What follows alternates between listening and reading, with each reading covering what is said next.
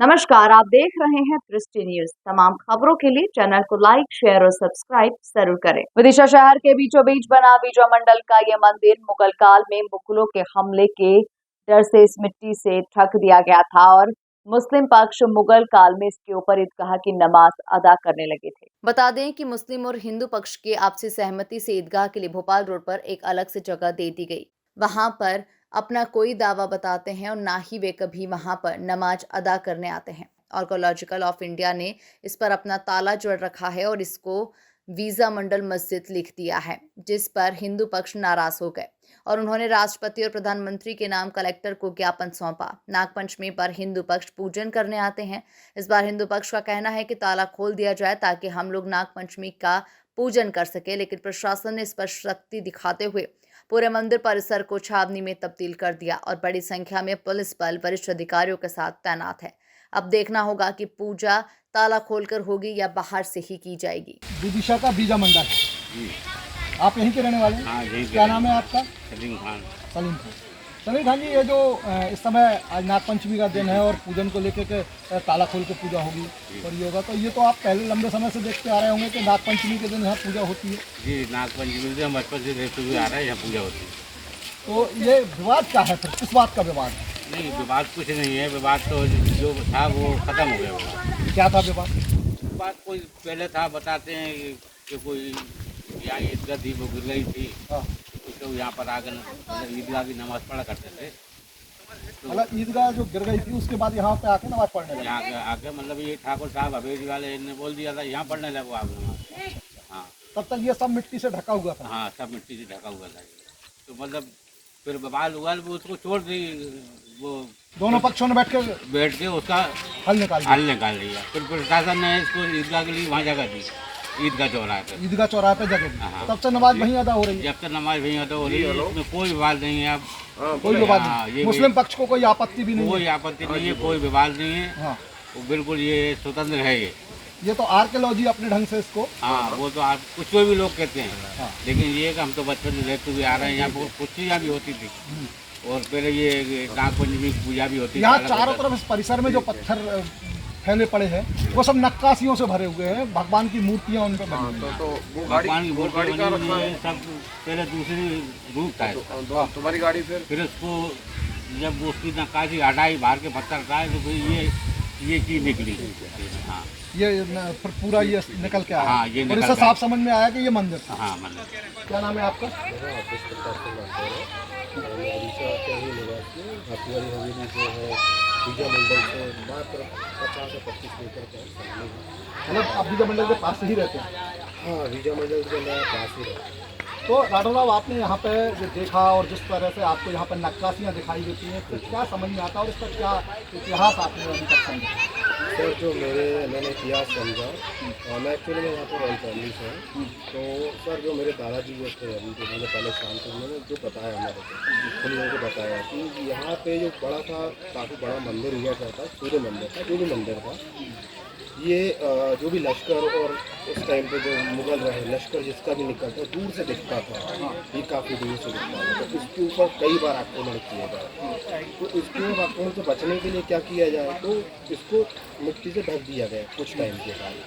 अब ढकने के बाद क्या हुआ सर कि जब मुस्लिम या मुगल काल रहने लगे और जब देश आज़ाद हुआ, तब तक इसके बारे में नहीं पता, एक टापू के रूप में था। जब सन 65 की बाढ़ आई, तो बाढ़ में सब पूरा विदिशा डूब गया और तब ये थोड़ा निकल के आया, मिट्टी बही और इसका विवाद फिर से शुरू हुआ। तो जो मुस्लिम पक्ष का हमने कहा कि यहाँ पे हम नमाज अदा करेंगे, तो फिर उनको ईदगाह उसी टाइम जो है ईदगाह दिया गया। तो ये छुड़वाइए, आर्कियोलॉजी डिपार्टमेंट के पास ही आ गया, मंदिर से छोड़ के ये सर वापस वहाँ से। और ईदगाह के लिए अलग जगह दी थी? हाँ, ईदगाह के लिए अलग जगह दे दी गई थी उनको। तो मुस्लिम को जैसे मैंने पूछा, मेरे को मित्र हैं, मिलने वाले हैं, उनसे पूछा कि हमें कोई आपत्ति नहीं है, चाहिए तो पुरानी चीज़ तो मंदिर रहा है। हाँ जी सर। तो ये पहले से सूर्य मंदिर मंदिर है, विजय मंडल के नाम से विजय मंदिर सर। विजय मंडल मेरे जो आधार कार्ड है पुराने कागजों में है। हाँ। विजय मंडल हम जो पुरातत्व शब्द में बोल सकते हैं, उनमें विजय मंडल बोला गया,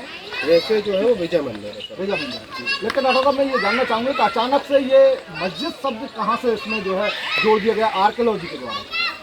सर ये आर्कियोलॉजी डिपार्टमेंट में सर ये जो औरंगजेब आया है, औरंगजेब का आना हुआ था, लास्ट शासन था, तो उन्होंने मोस्टली जो मंदिर थे उनको तोड़वा के मस्जिद में कन्वर्ट कर दिया था, तोड़ फोड़ के जो मस्जिद का शेप दे दिया था, तो इसलिए उसको मस्जिद और विवादित कर दिया। लेकिन अभी अब तक ये मंदिर ही लिखा जाता था। हाँ। लेकिन ये कागजों में रहा होगा, लेकिन इस बार जो विवाद आया है सामने उसमें इसको मस्जिद लिख के किया गया, तो उसके बाद जो फिर ज्ञापन हुए, ज्ञापन के बाद जो यहाँ जो पूजा होती है उसके लिए लोगों ने कहा कि ताला खोला जाए तब हम पूजन करेंगे।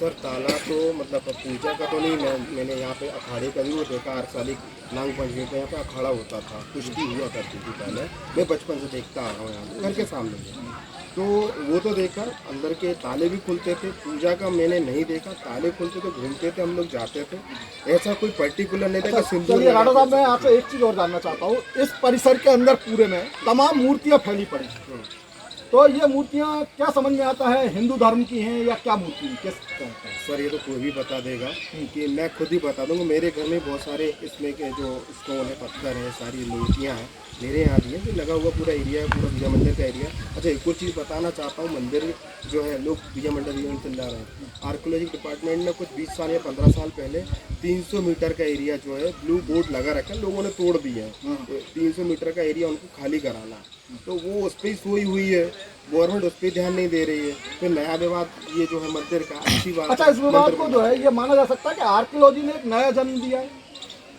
अब सर वो मैं नहीं कह सकता, ये तो सर सरकार में लोग, बड़े बड़े जो विद्वान लोग हैं, जो अच्छे, वो ही बता सकते हैं सर, हम तो आम जनता सर।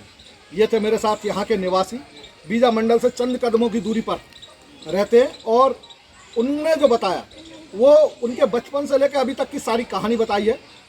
इससे ये समझा जा सकता है कि ये एक मंदिर था, मंदिर का परिसर था, और इसको अभी जो है इसमें और डेवलपमेंट होना है। मैं इस समय विदिशा के बीजा मंडल पर खड़ा हुआ हूँ, जहाँ पर जो है वो ये बीजा मंडल जो है काफ़ी दिनों से जो है चर्चा का केंद्र था, और ये एक मंदिर के रूप में आकार लिए हुए था, ऐसा बताया जाता है। और इस पूरे प्रांगण में जिस तरह से मूर्तियां आपको बिखरी हुई दिख रही हैं, उससे ये साफ समझ में आता है कि हिंदू समाज की और हिंदू संस्कृति की ये मूर्तियां हैं। और जिस तरह की ये नक्काशी है, जैसा कि आप देख रहे हैं यहाँ पे, ये निश्चित रूप से इस बात का प्रतीक है कि यहाँ पर कोई मंदिर था, लेकिन मुगल काल में इस मंदिर को बंद कर दिया गया, और इसके ऊपर जो है वो नमाज अदा होने लगी, ईदगाह की नमाज।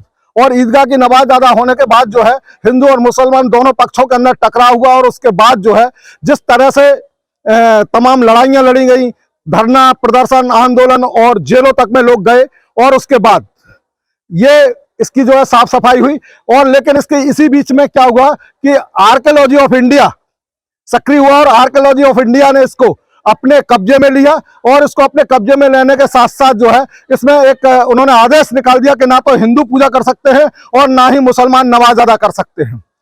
काफी समय बीत जाने के बाद, दोनों पक्षों के टकराव के बाद जो यहाँ पर जो है कड़ी सुरक्षा व्यवस्था बढ़ाई गई, और इसके चारों तरफ परकोटा बनाकर उसको जो है सुरक्षित किया गया। लेकिन मुस्लिम समाज को नमाज अदा करने के लिए ईदगाह के लिए एक अलग स्थान दे दिया गया, और हिंदू समाज जो है हर नाग पंचमी को साल में एक दिन यहाँ पर पूजन करने आता है, और इसीलिए इसको जो है वो नाग पंचमी के दिन यहाँ का पूजन का जो है विशेष महत्व होता है।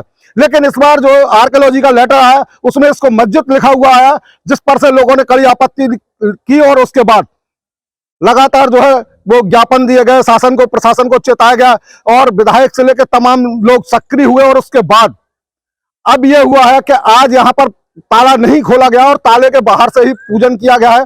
और इसके साथ साथ यहाँ पर जो है ना तो अब मुस्लिम धर्म के लोग नमाज पढ़ते हैं, और ना हिंदुओं को पूजा करने की आर्कियोलॉजी ने अनुमति दी है। मैं इस समय विदिशा के बीजा मंडल मंदिर पर खड़ा हुआ हूँ। यहाँ पर जो है वो काफ़ी लंबे समय से जो है ये हिंदू समाज का मंदिर रहा, लेकिन पुराने समय में जो है मुगल काल में यहाँ पर नमाज पढ़ी जाने लगी, और इसको ईदगाह घोषित कर दिया गया। जबकि इसके नीचे जो है वो मूर्तियाँ हैं, और उन तमाम मूर्तियों से ये साफ स्पष्ट होता है कि ये कहीं से भी ईदगाह नहीं हो सकती, बल्कि ये मंदिर था। और उस ईदगाह के बाद जो है जब ये विवाद काफ़ी बड़ा, और उस समय इसमें जो है वो इस पर रोक लगा दी गई, और उस रोक के बाद जो है इस ईदगाह की जगह दूसरी ईदगाह जो है मुस्लिम समाज को दी गई, और वहाँ पर जो है अब ईदगाह की नमाज अदा होने लगी है।